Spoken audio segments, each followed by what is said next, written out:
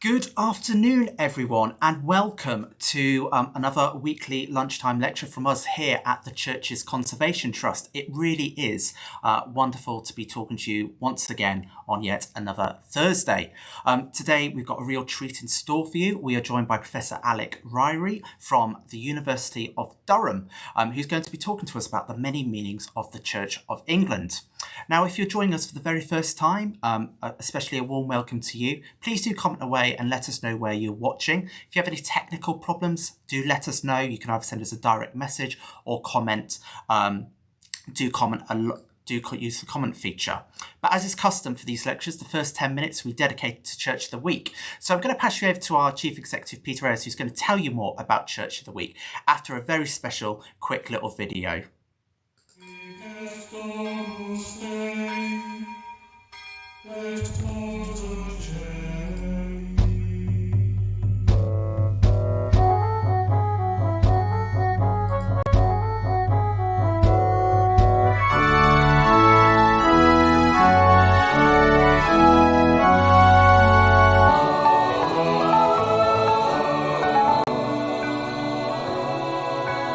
The Church's Conservation Trust brings you Church of the Week. Good afternoon, everybody, and it's lovely to be back with you all for Church of the Week, as this is a fantastic opportunity for us to showcase some of the Church's Conservation Trust's churches. Now, this week's Church of the Week is not, as you might think, St Paul's Cathedral itself, but St George's, Portland, but I will come on to that in a second. The first thing I'd like to do is thank the Royal School of Church Music, who invented our jingle for Church of the Week, and the second is for the sponsorship, a very kind sponsorship of Ecclesiastical Insurance Company, who provided some support to the production of Church of the Week, which I'm very pleased to say helps the work of the Church's Conservation Trust. So let me try and change the slide. So here we go. Here's first, this is St George's, Portland, and it's a fascinating Georgian church of a cruciform plan with a central saucer dome and a western steeple with cupola built to replace the medieval church of St Andrew on the other side of the island. The interior of the church is almost a perfect period piece with box pews, galleries and twin pulpits in the middle. Now, the reason we had St Paul's Cathedral at the beginning was because this masterpiece was by Christopher Wren, but it's not under our care, as you imagine. This church is, however, and has some very interesting links to St Paul's Cathedral.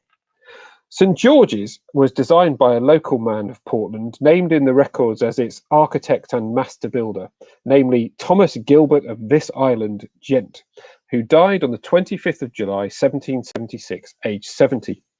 His name appears on the ceiling of the vestry in the ground stage of the tower and also on a boss in the belfry ceiling. Thomas Gilbert supplied Portland stone to Christopher Wren for the construction of St Paul's Cathedral, hence the link. The foundation stone was laid in 1754 and the church was finished about 10 years later. George II even subscribed £500 towards its construction. Sir Nicholas Pevsner, in his fantastic series of books, describes St George's as the most impressive 18th century church in Dorset, partly owing to its solitary position on top of Portland, and its singular, by no means faultless architecture. It's a very curious looking building. Few would disagree with Pevsner's description. The classical style, particularly of the elaborate belfry and steeple, certainly suggests that Thomas Gilbert, the designer, was not unfamiliar with what was going on in London, the recipient of so much stone quarried by his family and others on the Isle of Portland at the time. Indeed, the belfry and steeple have some slight affinity with those on the west towers of St Paul's Cathedral. To quote Pevsner again, Gilbert's conception has true grandeur. Most of the fittings, including the north, south and west galleries, the twin pulpits, actually matching pulpit and reading desk, and ownership problems notwithstanding, nearly all of the pews appear to be much later and from a date of the earlier part of the 19th century. The interior is fabulously preserved with its lectern, pulpit, box pews and galleries all surviving.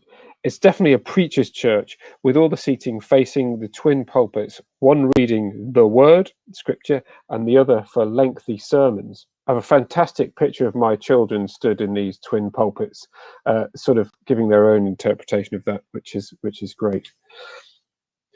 The church stands majestically in a vast treeless churchyard covering some 1.5 acres. It's huge. The sprawling churchyard is a treasure trove of fabulous headstones and memorial that tell tales of murder, piracy, and adventure in a gloriously atmospheric setting.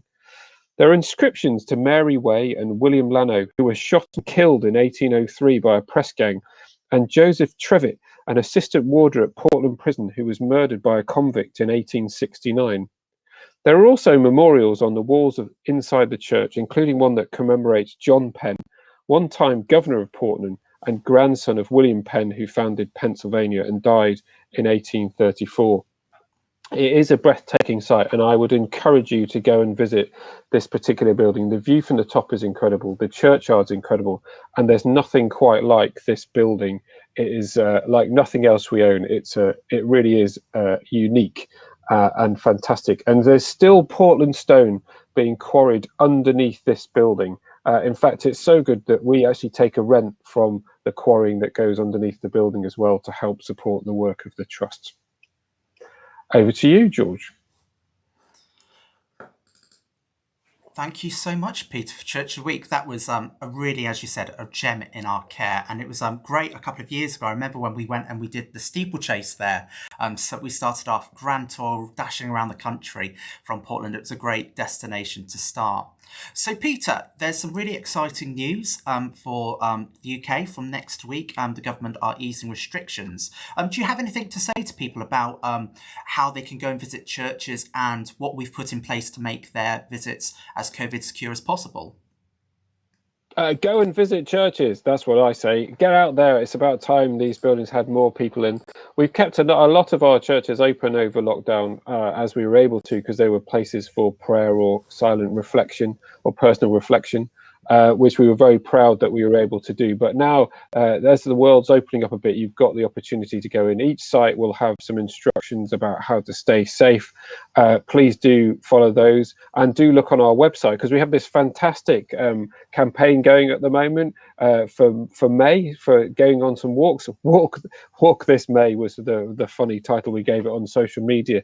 But there's some fantastic walks around some of our churches, which I hope you can go out and enjoy. And make sure these buildings are used and loved again. Inside, you'll find there's the traditional box that you can leave money in, but also every single church has a text code where you can donate for your visit to help us keep these buildings open and alive.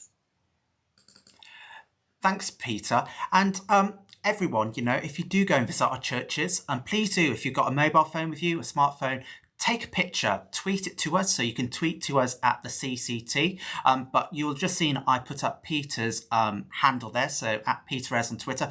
Tag Peter in, tag me in them, because we'd love to share them. We'd love to see your pictures while you go out and visit our churches. So Peter, it's a really tough question, but what church are you hoping to go and see first, as restrictions allow? Oh, that's a terrible question. It's very hard to have a favourite from all of these. I suppose I'm going to have to try and go out to some of the ones. The one that I know that I'm definitely going to is actually St Peter's, Northampton, but that's a bit of a cheat because it's just down the road from me.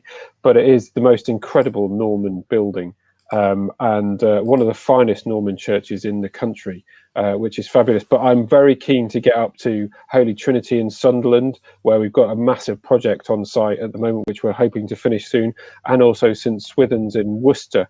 But I'd also like to get out to see some of the repairs that we've done over COVID, with thanks to the Heritage Stimulus Fund provided by DCMS, the government department, and Historic England, for which we're very grateful. So places like Evesham, I really want to go and have a look at too. So I want to go as many places as possible, really. But unfortunately, I've got to be at my desk some of the time, and there's lots of meetings to attend. But I'm really looking forward to being out on site and to see the volunteers who have been looking forward to getting back into their buildings and putting on events and have stuck with us through this time. So really looking forward to that as well. Thanks, Peter. And that brings everyone our Church of the Week time to a close there. But if you've got any questions for our Chief Executive that you'd like us to ask, please do tweet us, do comment away with any questions you have, and we'll do our best to put those questions to our Chief Executive. You can also send us an email. Our email is digital@thecct.org.uk. Now, everyone, please do comment away. Let us know where you're joining us from. Let us know if this is your first time joining one of our lectures. But everyone, a warm welcome to one of our lectures once again. Now, if you'd like to support us, you can do that in a few ways. Please do, firstly, make sure that you like and subscribe to our channels. You can hit that follow button on Facebook, that like, but do share these videos with your friends and family. As Peter said, there's been a lot of work taking place with the Heritage Stimulus Fund, and I was fortunate enough to be doing some filming on those projects, and we're about to start editing a lot of that footage. So over the coming weeks and months, we'll be sharing some more content with you that we hope you'll enjoy watching. But if you subscribe to our channels, you'll get notifications for when that content launches. But there's some other ways that you can support us. So you can donate. You can donate completely securely through our website, which is visitchurches.org.uk. You can send a text gift. So you can text CCT to 70331 to give us a gift of £3. Or you can do like many other people have done. You can become a member with the Church's Conservation Trust. And if you do so by direct debit, we will send you a free copy of this wonderful, wonderful book when you use the offer code lecture. So, as I said, you've got to join us by direct debit. That's from £3.50 per month, and you get a free copy of this wonderful book if you use the the offer code at the checkout, lecture in capitals.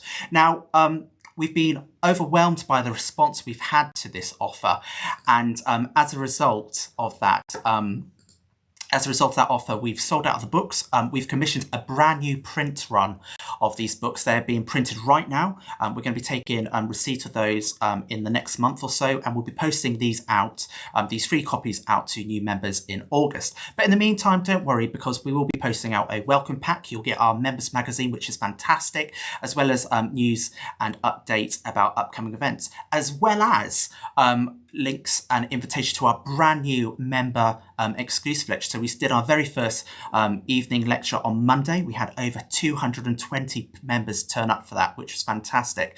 Now, for those members watching at the moment who didn't see it on Monday, don't worry, it has been recorded, and we'll be sending out members emails shortly with a link to those recorded lectures. But as I said, anyone, if you'd like to follow us on Twitter, I've put up my handle there. So that's GReynolds1989 on Twitter if you'd like to follow me. But you can also follow our Chief Executive as well as the CCT. But if you've got any questions, please do comment away and let us know.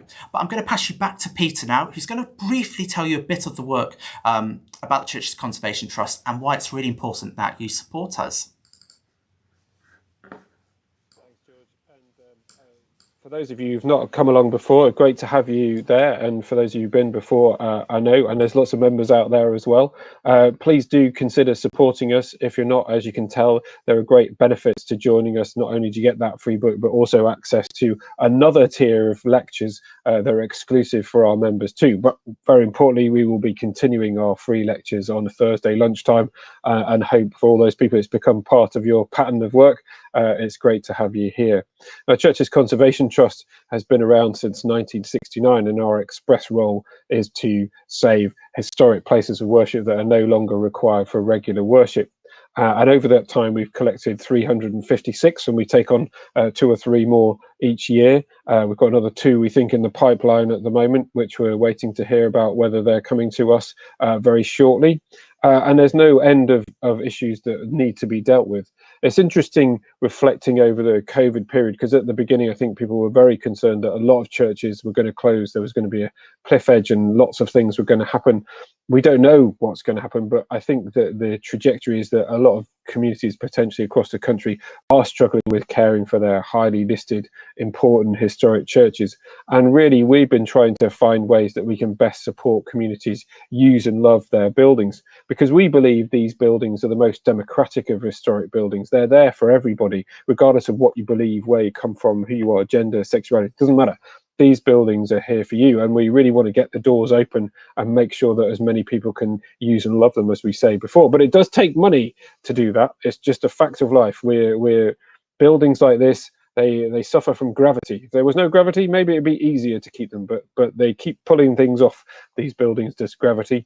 And so it's important that we can keep on top of the maintenance and repair of these buildings, which does take some money and effort. So your support is really, really appreciated. As a member, as a donor, as a participant and volunteer and a member of a community who uses these buildings, we need as many people as possible to join in, giving whatever they can to support these buildings into the future, because I'm determined that we're not going to pass these on to the next generations not having a landscape full of these buildings which tell the incredible story of the national and international politics of the world, but also that very important local story as well. They're a huge cultural resource for England, which I think is absolutely essential. So what I'm going to do now is introduce our speaker today, who's Alec Ryrie, and we're really pleased to have him with us today. So Alec is the Professor of History of Christianity at Durham University, the Professor of Divinity at Gresham College, London, and the co-editor of the Journal of Ecclesiastical History and the President of the Ecclesiastical History Society. He's the historian of the English Reformation. Not the, he is a historian of the English Reformation and the wider Protestant tradition. And his books, you'll be pleased to know, generally include the word Protestant or Reformation in nearly every one of them. So these being Protestant in the Reformation Britain, 2013, Protestants in 2017, Unbelievers 2019, and the English Reformation in 2020. More importantly, I suppose, as well, he is a Protestant himself, as he's a reader in the Church of England in the diocese of Newcastle. And we were having a little chat before, and I was pleased to hear that he said there's no danger of him not ever being able to talk on the issues of Protestantism and the Reformation. And I think his family have the same experience as mine do about me talking about historic churches. So I think we're kindred spirit there. But I'd like to say a huge thank you to Alec for doing the lecture today, and we wouldn't be able to do this without the kind support of these very clever people who give these lectures for us. So over to you, Alec, and thank you very much for doing the lecture today.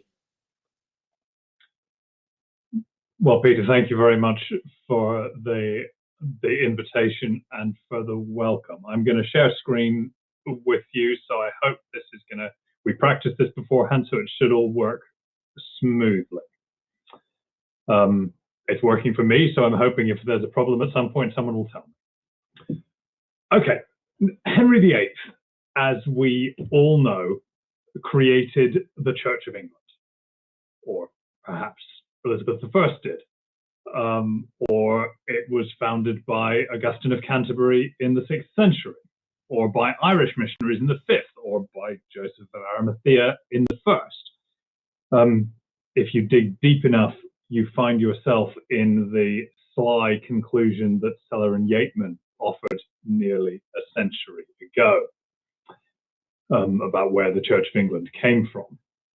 And as their point makes us ask, what is this so-called Church of England anyway?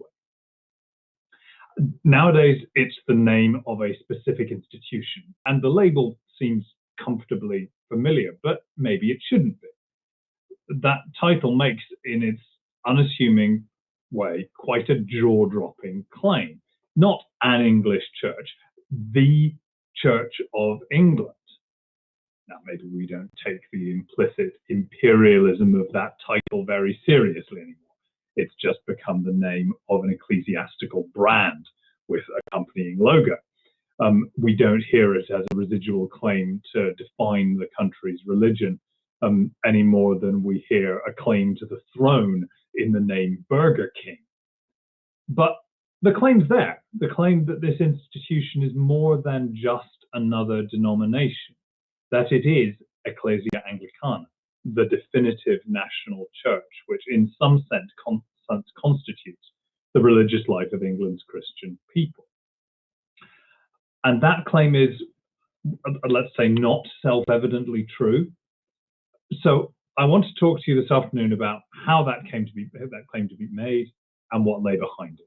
And I want to talk about two labels which during the 16th and 17th century acquired new meanings: the Church of England and Anglican. The orthodoxies that those labels produced, which have persisted down to the present, have established themselves so successfully that scholars are content to use this title without noticing the sweeping implicit claim to normative status in it. And likewise, the term Anglican is often used simply as the Church of England's adjectival form, especially after the 17th century Restoration. I'm going to argue that the origins of both of these terms relies on linguistic sleight of hand, switching between distinct meanings to conjure up enduring orthodoxies, pulling truths that seem self-evident pretty much out of thin air.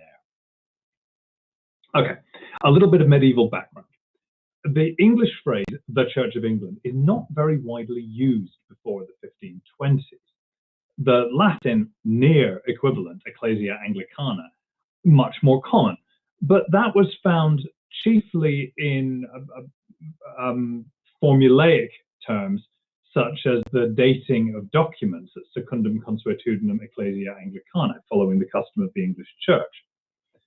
The Venerable Bede, my neighbour in Durham, had spoken of the English people as having an ecclesiastical history, but he didn't talk about ecclesia Anglicana. That term really only comes into use from the 12th century onwards. In later medieval England, substantial uses of the Latin phrase and its English counterpart are commonest in two revealing contexts, and I want you to hang on to these two.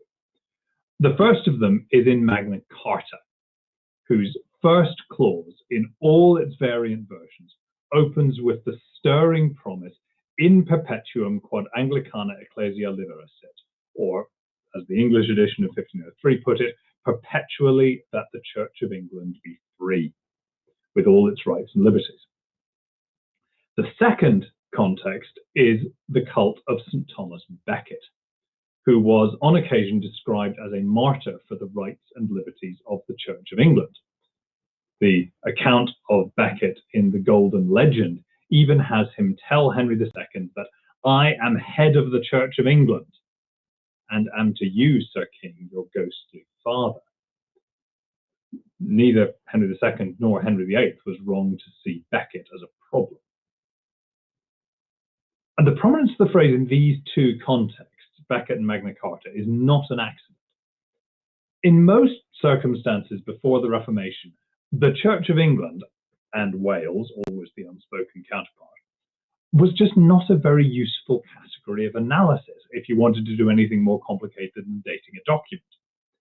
It doesn't have much unified institutional existence. The Archbishop of Canterbury has this nebulous primacy, but for most purposes, England's two ecclesiastical provinces ran their own affairs. And of course, there are lots of religious houses and orders which aren't subject to either archbishop. Almost the only thing to give the Church in England and Wales any unity is its relation to the Crown. So this is a political category. Bede doesn't talk about the Church of England because there wasn't yet a Kingdom of England. Becket and the drafters of Magna Carta, by contrast, needed to assert the English Church's liberties against their overweening kings. The exception who proves this rule and who helps to jettison it is Thomas Wolsey.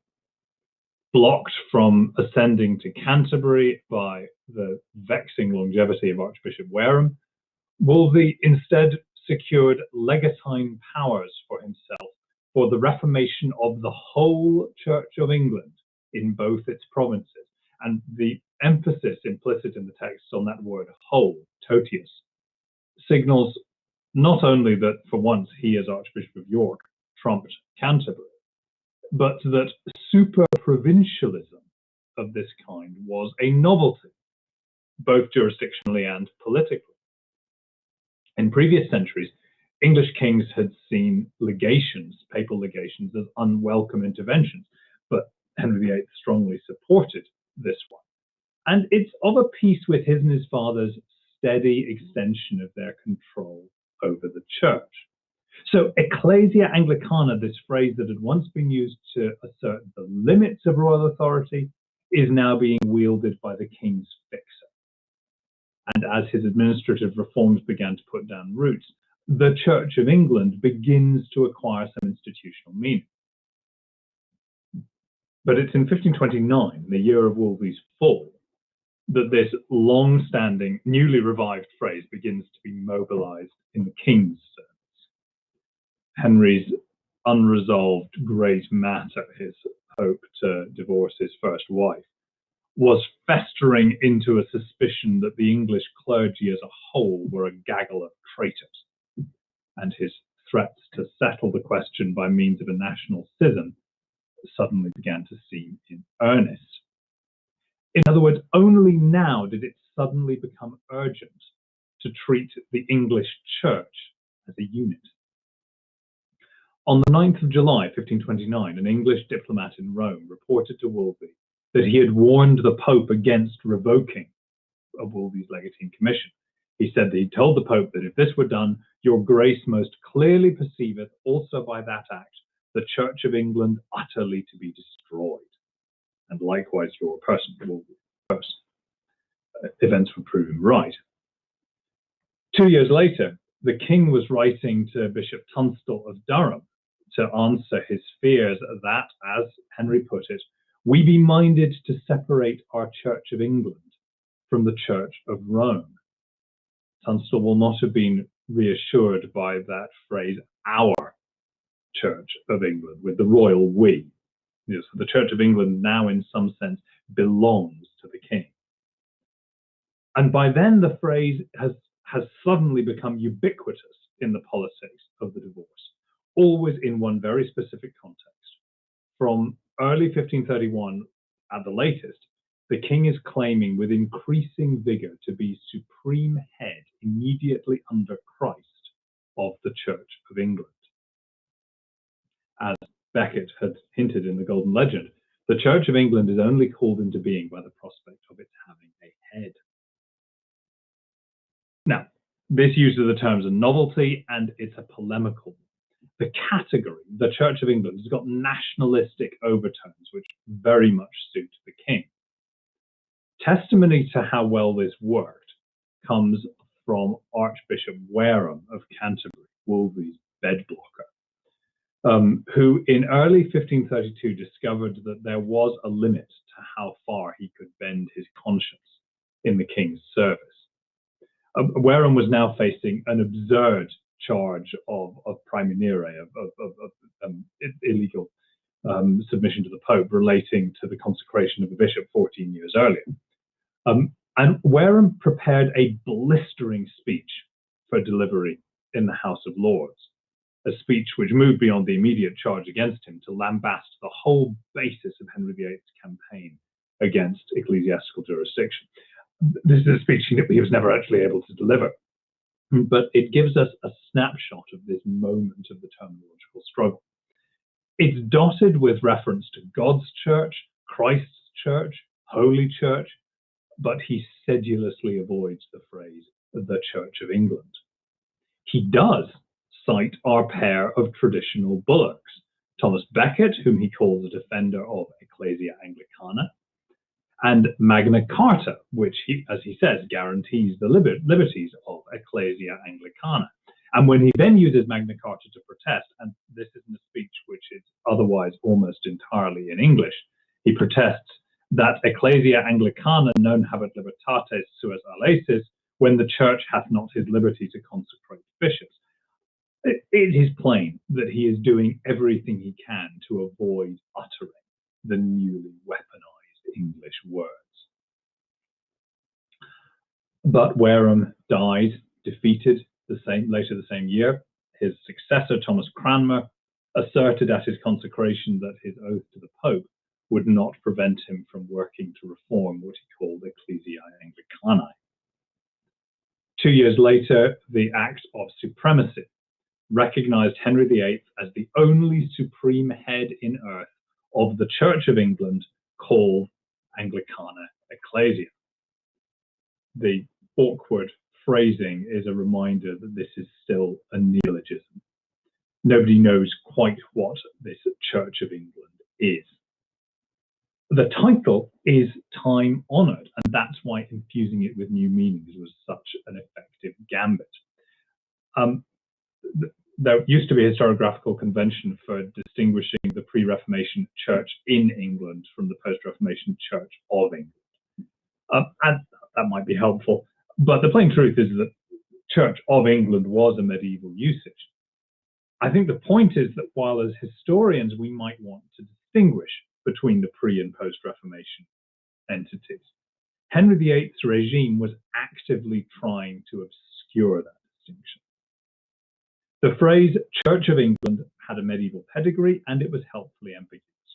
The Tudor state could fill it with new meanings and also insist with a straight face that it was the same thing it had always been. Over the next few years, in the 30s, the newly independent entity gained some institutional solidity. But the title also began to settle into common use. And that terminological achievement was so complete that we've hardly noticed it. But it succeeds in setting the terms of the ongoing debate. During the rebellions in the north of England in late 1536, which is the most serious internal challenge Henry VIII ever faces, the rebels in Lincolnshire demanded that the Church of England shall have its old accustomed privileges. The rebel leader, Robert Aske, blamed the new preachers and bishops for division in preaching and variance in the Church of England. More intriguingly, the demands of the Yorkshire rebels at Pontefract required that the Church of England may have their ancient liberties, according as is granted unto them by Magna Carta, and used unto 6 or 7 years by past. The pronoun, again, their ancient liberties, that's revealing.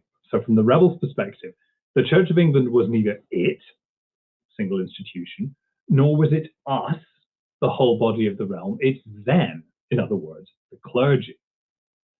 That notion was as obnoxious to the regime as was the invocation of Magna Carta, or the report which reached Thomas Cromwell the previous year that pardoners and preachers were extolling St. Thomas Becket as a defender of the liberties of the Church of England. But I think the regime could take some comfort from the fact that even its enemies could now not stop talking about the Church of England. This game was going to be played on nationalistic terminological ground, and the king had a home advantage. To hear that at work, listen to Archbishop Cranmer in 1535 interrogating a papal loyalist who protested that he was sworn to the church. Cranmer could simply reply, yes, but to the Church of England, not of Rome. So the Church of England has become a term opposed to the regime's invariable label for the Pope, that is, the Bishop of Rome. When London's Carthusian monks were being pressured, vainly, to conform in the same year, the quarrel was framed for them as being about the authority of our prince upon the Church of England and the authority of the Bishop of Rome upon the same. So a struggle not, as they might naively have imagined, between the successor of St. Peter and a grasping, tyrannical and adulterous layman. No, it's a struggle between scheming Italians and honest Englishmen. When the monks questioned Henry's claim to be supreme head of the Church of England, they were told, know it for truth, that if England be a church, or if any church be in England, his grace is supreme as aforesaid of it. We're a long way from the rebel concept of the church as the clergy. I mean, this is a rather unusual official, semi-official attempt to define what the Church of England was. And it seems to be the whole realm, with the king as its singular embodiment. In 1536, Bishop Tunstall, with his doubts about the royal supremacy now squashed, defended the king's policy by referring repeatedly to his Church of England. It now seems to be almost the king's personal property. Once you've conceded that point, a whole set of rhetorical strategies open up.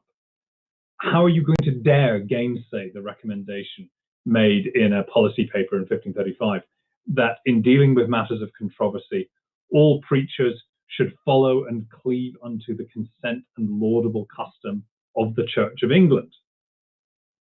By the time you've pointed out that the Church of England is a geographical expression, not an entity with the capacity to consent to anything, then your audience are deciding whether you are a hair-splitting pedant or simply a traitor. What better way, another example, to get a fellow monk into trouble than to do as the Abbot of Warden did in 1535 and accuse him of reading books which entreat of many things clean against the determination of the Church of England. And some more flexible religious conservatives tried to turn the new terminology to their own use, condemning those breaking Lent as defying the laudable customs of the Church of England, for example. But it's now all too plain that those customs were subject to royal caprice.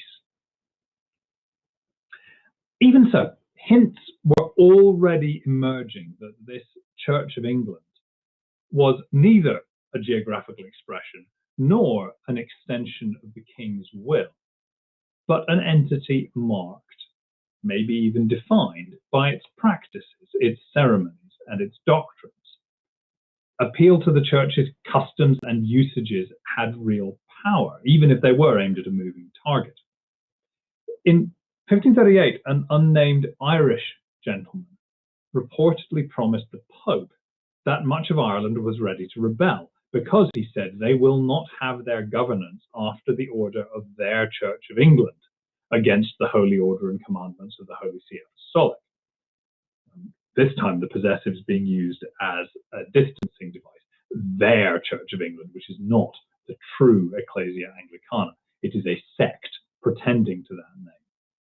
And it's notable, I think, the same letter talks about the churches of Ireland, not a singular Irish church. More to the point, this Church of England's order is being seen as something both distinct and exportable. As this implies, okay, here's the comment in that letter. As this implies, Henry VIII's other realm placed the new terminology under revealing pressure. The Irish Act of Supremacy in 1636 faithfully copies its English model, declaring Henry to be the only supreme head in earth of the whole Church of Ireland, called Hibernica Ecclesia. But as with the realms of England and Ireland themselves, the legal fiction of separate equivalence was regularly trampled by the reality of subordination. It's not unusual to find English sources referring to this Church of England and Ireland. Archbishop Browne of Dublin opportunistically called Henry VIII supreme head in earth of the Church of England and Ireland. Defenders of the English regime in Ireland would often appeal to the 1172 Synod of Cashel as having resolved that the Irish should in all points, rites and ceremonies accord with the Church of England, although the Latin text might be better translated as the English Church. There's no implication of institutional distinctiveness. But the Church of England's spread reaches further than Ireland. The first governor of Virginia was instructed in 1609 to ensure that worship in the colony was administered according to the constitutions of the Church of England. And colonial churches across the world would formally remain extensions of the Church of England until the 19th century. And it's not even confined to the English Crown's sovereign territories. In 1559, Elizabeth I's minister William Cecil wrote, rather over-optimistically, that the Scots, rising in rebellion, have received the service of the Church of England, according to King Edward's book. So the Church of England is becoming shorthand for a certain set of norms which can be taken beyond England's borders. In fact, I want to suggest that by the reign of Elizabeth, the phrase the Church of England has acquired at least 4 distinct meanings. meanings which could be chosen or blurred or elided according to the needs of the moment. The first of those is simply Ecclesia Anglicana, the Church of Christ as it happens to exist in England. But of course, since the question of what was or wasn't a true church was precisely what's at issue, it isn't very helpful. It does mean, for example, that when the Catholic exile Thomas Stapleton produced a translation of Bede's Ecclesiastical History of the English People in the 1560s, he gave it the title, The History of the Church of England. He's refusing to let go of that title to the heretics. The second meaning is the national church to which all English and Welsh subjects belong as of right and as an obligation. Importantly, this church does not, as it might once have done, consist solely or chiefly of the clergy. The distinction had been made by the Bible translator William Tyndale back in 1531, before the phrase the Church of England is really weaponized. He wrote, "A man would say the Church of London, meaning not the spirituality only, but the whole body of the city." In 1543, the evangelical preacher Robert Wisdom looked forward to a day when the Lord will show mercy upon his Church of England and give them shepherds according to his will. So not only, again, does he have a different view of who the church belongs to, but unlike the rebels of 1536, when he describes the church as them, he plainly means the realm as a whole. It's in this sense that Richard Hooker famously insisted that the Church of England was coterminous with the realm as a whole. To be a subject of the Queen was to be a member of the church. Hooker was, of course, well aware that separatists and Catholics existed in fact, but they had no existence in law. And it's on this basis that Hooker defends parliamentary sovereignty over the church, even in matters of doctrine and liturgy, because Parliament is the expression of the realm's collective will, and the realm is the church. Now, the full extent of that logic wasn't to many people's taste, even in his own time. But in the broader sense, the idea of an all-embracing national church was one to which most English people in this period were deeply attached. It kept Puritans, unhappily, within the fold. It even helps to populate the American colonies. The dangers of and discomforts of seafaring and settlement seemed more tolerable than choosing separatism at home. So in this sense, the Church of England is a boat shared by all English subjects, but whose crewing, bearing, and destination remained open to discussion. But those discussions were, in fact, firmly suppressed by successive regimes. And so the third meaning of the Church of England is the institution as it actually existed, with its particular laws, practices, customs, governance, matters which might in theory be changeable, but which in practice had been settled by royal, parliamentary, or episcopal fiat. And it was from this that it became possible to abstract the fourth meaning, because the Church of England was beginning to become a shorthand for those distinctive norms. Bishops, the Book of Common Prayer, the 39 Articles.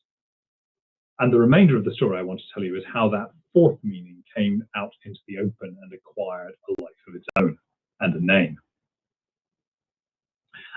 The process was slow because English subjects who were defenders of the established church naturally preferred to elide the Church of England as it happened to exist, sense 3, with the Church of England as a theoretical abstraction replete with unrealized possibilities, sense 2. Meanwhile, if you were an English Protestant opponent of the status quo, then you probably preferred to focus on the specific doctrines or practices you disliked rather than fighting on the nationalistic territory of what the Church of England is. So they dodged the subject as well. So it's no surprise that the work of teasing out these labels is first done by foreigners and by English Catholics. We need to talk about the word Anglican. as an adjective used to describe the distinctive Christianity of the post-Reformation Church of England. It seems to be a Scottish coinage. The earliest report of it we have is in fact put into the mouth of King James VI, later James I of England, of course, who supposedly assured the Scottish General Assembly in 1598 that although he did want the Church of Scotland to have a voice in the Scottish Parliament, I mind not to bring in papistical or Anglican bishoping.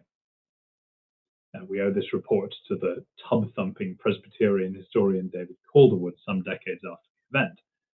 But it gained some credence from the report that just a couple of years after this, in 1600, James's Presbyterian opponent, James Melville, had insisted that anti-Christian and Anglican episcopal dignities are flat repugnant to the word of God. And this Scottish usage would recur, though it doesn't become particularly widespread. In all of these cases, the word Anglican is used to refer specifically to bishops, and it's paired with Catholicism or popery. The implication is that Anglican bishops are merely a kind of decaffeinated version of the Romish kind. Outside of that specific context, it doesn't seem, the word Anglican doesn't seem to have been a wider code for the English church's doctrines and practices. It's not much more than a rarely used synonym for English. Let me give you one further Scottish example which shows the fragility of this emerging usage. James Maxwell is a widely travelled Scots scholar. He settled in London after 1607 and became a stout defender of James VI and I's religious policy. And this book, his eightfold probation of the Church of England's divine constitution, was written to persuade his fellow Scots that England's religious polity was superior to their own. And in this, he argues, rather fancifully, that since angels have a hierarchy of superiors and inferiors, churches should too. In which case, he says, the Anglican or English church is more angelical or angel-like than the Genevan is, which admitteth no such angelical distinction and order of ministers, for there they're equal, and neither like the angels in heaven, which have their chief princes and their inferiors, nor like the devils in hell, which are better ordered as having a distinction of degrees. For the angel king of the bottomless pit, otherwise called the dragon, hath many black angels under him. Whence it followeth that the Anglican church, as being the more angelical or angel, is perfecter than the Genevan by far. In other words, in the course of arguing that hell is better than Presbyterianism, James Maxwell ends up by suggesting that the English church's hierarchy is satanic. Amidst all this knockabout fun, it is easy to lose sight of the self-consciously playful way he uses the word Anglican. It's a novel coinage pressed into service here purely because of the assonance with angelical. This is plainly an echo of the Venerable Bede's tale of Gregory the Great in the slave market. And it's a sure sign that the word was not yet in common usage. If the Scots were feeling their way towards a terminology for the English church's distinctive features, so too were Catholics. But they didn't land on quite the same term, partly because they're often writing in Latin. So the Spanish Jesuit Francisco Suarez denounced sectam Anglicanam quae Calviniana est in this book, his 1613 Defensio Fidei Catholicae et Apostolicae adversus Anglicanae sectae errores. Now, I think the most natural translation of that title is not the Anglican sect, but the English sect. In 1616, the English Catholic exile Thomas Harrop tries to argue that the Protestants are hopelessly divided amongst themselves, and he reaches for a term to distinguish England's variant of Protestantism. And he comes up with one. He calls it Anglianism. And this is his explanation for this. I call the religion of England Anglianism, he says, because it, among all the rest, hath no one especial author, so not like Lutheranism or Calvinism, but is set forth by the Prince and Parliament.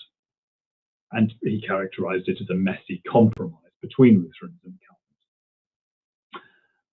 Calvinism. It's often said by historians that it's anachronistic to use the word Anglican about the Church of England before the Civil War, and that's true, but I think you can go further than that. The label had been tried in the period, and it hadn't stuck, for the simple reason that there wasn't enough call for it. Only outsiders needed an adjective to encompass the English Church's idiosyncrasies, and even then only occasionally. It's the crisis of the 1640s and 50s, the Civil War, the Republic, which forces the term into being. And it does it by blowing apart our four different senses of the Church of England. Throughout those chaotic decades of war and interregnum, the great majority of the English, including the parliamentary and republican governments, remain committed to the Church of England sense too. They want a unified, maybe not uniform, but at least cohesive, default national church. The question of that church's polity, its rights, and its doctrines was another matter, but it did remain more or less a functioning national church, funded by tithes, overseen in the 1650s by triers, ejectors, and trustees. It even built one or two parish churches, like this one in Berwick upon Tweed, which I don't think is under the care of the Church's Conservation Trust, and so wouldn't be eligible to be one of your churches of the week, but is very much worth a visit. It is one of the strangest churches in England. Like it or not, this entity, the entity that built this church, is now de facto the Church of England, as all those who are outside it could see all too clearly. In the 1650s, when Baptist churches disciplined or excommunicated their members for offences like joining themselves with the Church of England or returning to the Church of England, they meant, of course, the church by law established, the church in which the Book of Common Prayer was illegal and over which no bishops could exercise authority. Now, if you were a loyalist to the pre-war status quo, then this just added insult to injury, because the Church of England no longer meant you. The rhetorical value that that label had for governments ever since Henry VIII's time was being turned against you. And this meant, if you're one of those people, that you now finally need a name for the religious settlement that you're defending. Now that the Church of England, in my third sense, has been taken from you, you need to hold on to the fourth. And that half-finished Scottish coinage is ready to hand. It's a Welshman, the royalist polemicist James Howell, who becomes one of the early adopters of it, lamenting in 1643, early in the Civil War, that the Anglican Church was being assaulted by fiery zealots furiously enraged against this holy primitive order. And the following year, Howell likewise praises the king for keeping his oath to defend the rights and rights of the Holy Anglican Church.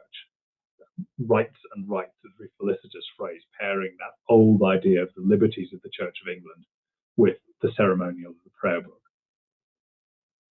But more important than this one writer's enthusiasm was King Charles I's own embrace of the word that his father may have coined.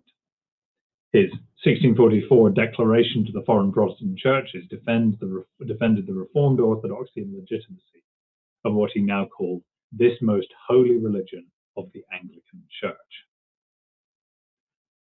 Even so, the terminology is slow to catch on. In 1643, a widely travelled royalist, Isaac Bazier, reports on his travels in the Levant, during which he tried to build contacts between the churches of the East and what he called our old Church of England. he'd been representing our church to the Patriarch of Constantinople, and pursuing, he says, all opportunities of propagating the doctrine and repute thereof, stylo veteri. The awkwardness of the phrasing shows how hard disentangling the several senses of the Church of England still was. But Bazir is positively succinct compared to an account of the English exiles in Paris that was published in 1655, which says that for their form of worship, it's the same that was formerly in England, with the Book of Common Prayer and the rites therein. Also, they continue the innovations that were practiced by many of our clergy as bowing at the name of Jesus towards the altar, etc. If the single word Anglican had been in common currency, it would have saved this author a fair amount of space. It slowly catches on during that decade. Charles I's former chaplain, Peter Heylin, was an enthusiast for it. We find him using Anglican to square the circle of his commitment to the Church of England and his recognition that the church as it was then constituted was unacceptable. So, for example, Heylin praises the traditional form of ordination and claims that it is still retained with us in the Church of England, a claim which stretches credulity until he explains, I look not on the new model of ordination as a thing in which the Anglican Church is at all concerned. So he's distinguishing between the Church of England's true nature and the gang who have currently taken it over. Sense 4 trumps sense 3. Heylin would later go on to effortlessly identify the prayer book and the use of vestments as amongst the defining rites and usages of the Anglican Church. A particular hobby horse for Heylin and for others of similar views was the insistence that the Anglican Church was absolute and independent, as he said, from the first beginning, not tied so much as to the ceremonies of the Church of Rome. It represented what he called the old theology. And on this reading, it's the Presbyterians and radicals, no friends unto the Anglican Church, who deserved the blame for innovating in the doctrines, rites, and ceremonies of the Anglican Church. Because if the word Anglican had a particular resonance, it was, again, in this nod back to the age of Gregory the Great and Augustine of Canterbury. Henry Hammond stirred up a predictable Presbyterian outrage in 1652 with his claim that this Anglican, or rather ancient British church, being one of those which by its foundation and by force of the known canon in the Council of Ephesus, in the case of the Cypriots, is subordinate to no foreign patriarch and invested with the unquestionable power to institute ceremonies for itself. So this is a frankly preposterous argument that the Church of England owes its independence from the papacy not to the illegitimacy of the Romish Antichrist, but to the specific conditions of its first establishment. But while Hammond might not have persuaded anyone on this point, his Presbyterian opponent does accept his terminology, and his reply refers to this Anglican and British Church, accepting some continuity from the ancient church. Maybe more important than any of these studied uses of the new terminology are the hints that the term is starting to seep into offhand and everyday usage. So the theologian Edmund Porter sets himself against the views of the Roman and also our Anglican divines on a point of sacramental doctrine. The word's not yet on everybody's lips. It doesn't become really common until the 19th century when the abstracted form Anglicanism is coined. Even so, if you had told a Restoration clergyman that you were an Anglican, he would have known what you meant, whereas his predecessor 50 years earlier would either have been baffled or would have damned you for a Scot. And that is why we don't use the word Anglican for the period before the Restoration. Whether we can meaningfully use the word the Church of England after that watershed, that's another matter. The Church of England in 1660 to 62 is turned back into a version of its pre-crisis self, but the continuity of form masks a dramatic transformation of meaning.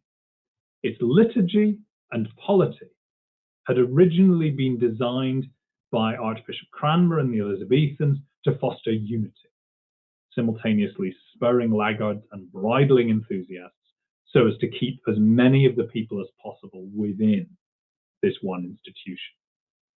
The Restoration Church uses the same liturgy and the same polity as shibboleths. They're now being used to exclude the unacceptable from the church's ranks. And in these terms, of course, the eviction of a quarter or more of the parish clergy in 1662 is a policy success. From this point on, the plain fact is that there were many English churches. One of them was the biggest and had distinct legal and social privileges, but it no longer seriously aspired to be the Church of England, as it had once been. The name for it in the American colonies, where they called it the King's Church, better captures its true nature. But we could meaningfully call it the Anglican Church. We can notice that part of its own mythology is that it is the Church of England in all four senses. We can observe that that myth is central to its sense of identity and also not terribly well founded.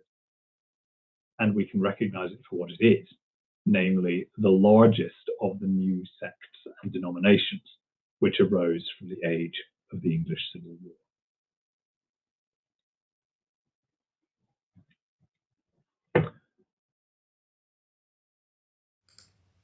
Thank you. We have indeed. Thank you so much, Alec. So everyone, we're about to go into question time. So now is your chance to ask Alec your questions. But as I said at the start of this lecture, please do consider supporting us in our mission to safeguard and protect historic churches across England.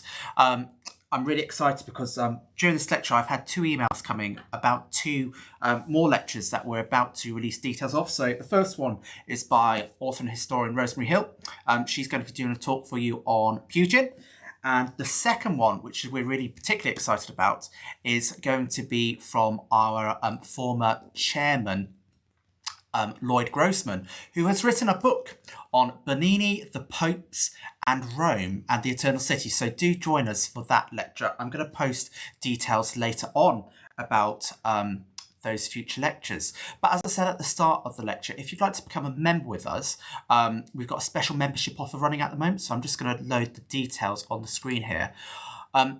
But if you join us as a member by direct debit for just £3.50 per month and use the offer code LECTURE, you will be sent a free copy of The Secret Language of Churches and Cathedrals by Dr. Richard Zebb. Now, Richard did a lecture for us a few weeks ago on the Scrivini Chapel in Padua, which was fantastic.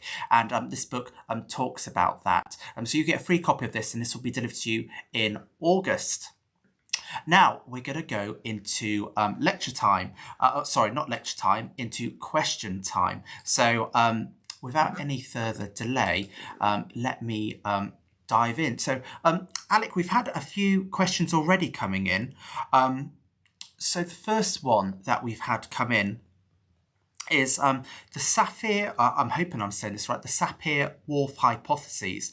Does language determine thought or influence thought? A fascinating lecture for me. I'm interested in linguistics and history. Thank you for your answer.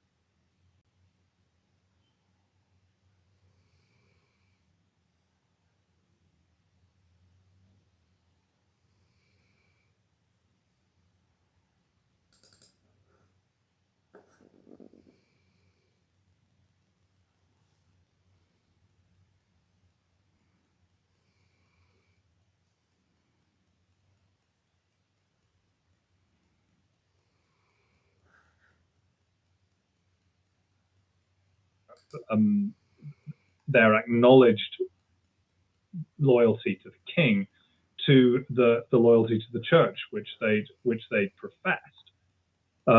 Now that's not just about terminology, that's achievement, of course, but the way that the regime is able to set up the as I say, the linguistic board in such a way that it's really hard to find a path through that and to find a way which sounds convincing even in your own mouth to assert that sort of loyalty, I think is significant in helping to show us what this actually means and how it was possible for the regime to pull off this extraordinary political achievement.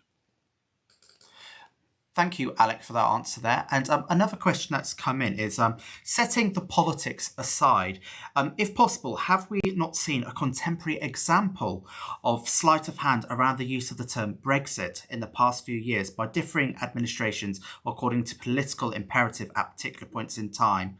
I'm including this, but I'm pretty sure it's rhetorical. That's one of my colleagues has written that. Sorry, yeah. See what you think of that, Alec. It's often said that what's most interesting about language and what makes translations tricky is not when you have different shades of meaning in different languages, but where you have words with multiple meanings. And the prospects for slippage and elision that gives you. Brexit is a very nice example of how a particular label can come to mean a number of different things, and that those sorts of slippages always offer either dangers to be navigated or opportunities to be exploited. Thank you, Alec. And a question here about the Republic of Ireland. How was since the Republic has separated from the United Kingdom, has there been still that kind of sense of Anglican identity in the South, or has that really been in some ways that that's kind of left and it's sort of really just sort of the Anglican identity is sort of in the North, would you say, in this idea of what you've termed about the Anglican establishment, do you think? Well, the Anglican identity outside England is something very, anywhere in the world, is something very different from what it is here. There's a sense in which when you're in England, Anglican identity has an obvious slippage with national identity. Anywhere else, it does have a foreign aspect to it, and maybe for very obvious reasons, the Anglican churches, if we want to use that term, in Scotland and the United States, have always institutionally avoided the A word and called themselves Episcopalian instead. The last thing you want is that English label hung around you. Ireland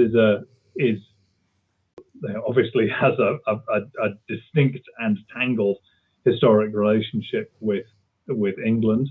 The Church of Ireland remains a single, united, all-island entity after partition, and the Church of Ireland in the south, the various, in Free State and then eventually in the Republic, continues to assert that identity and lay hold of that claim, which to be claiming to be the default Church of England is one thing. I mean, it's always a stretch, but it's not an entirely ridiculous claim. The Church of Ireland continues to assert this status long after disestablishment, and to see itself as having that quasi-national role.